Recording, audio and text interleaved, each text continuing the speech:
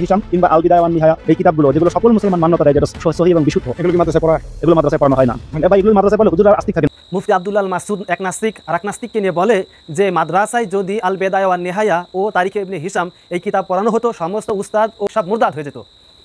তাফসিরের কিতাব আছে মাকতাবাতু শামেলা 253টি ও আল্লাহ রাসূলের জীবনী হচ্ছে ইবনে হিসাম, এই আল্লাহ রাসূলের জীবনীর কিতাব আছে 184টি শুধু মাকতাবায় শামেলার ভিতরে।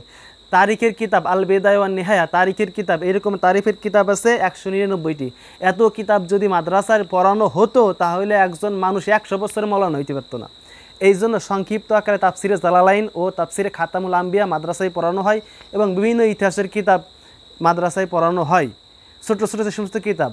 সুতরাং তাফসিরে ইবনে কাসির আমি প্রায় প্রত্যেক দিন ফজরের পরেই মুসল্লিদেরকে নিয়ে এটার বিভিন্ন ঘটনা মানুষের সামনে বর্ণনা করি এবং সিরাতে ইবনে হিসাম এটা দিয়ে আমি আল্লাহ রসুলের জীবনী দিয়ে গত রবিউল আউয়াল মাসে আমি বয়ান করেছি এবং তারিখের কিতাব বেদায়া ওয়ান নিহায়া এটাও আমি অনেক মুতালা করেছি এবং দেখেছি।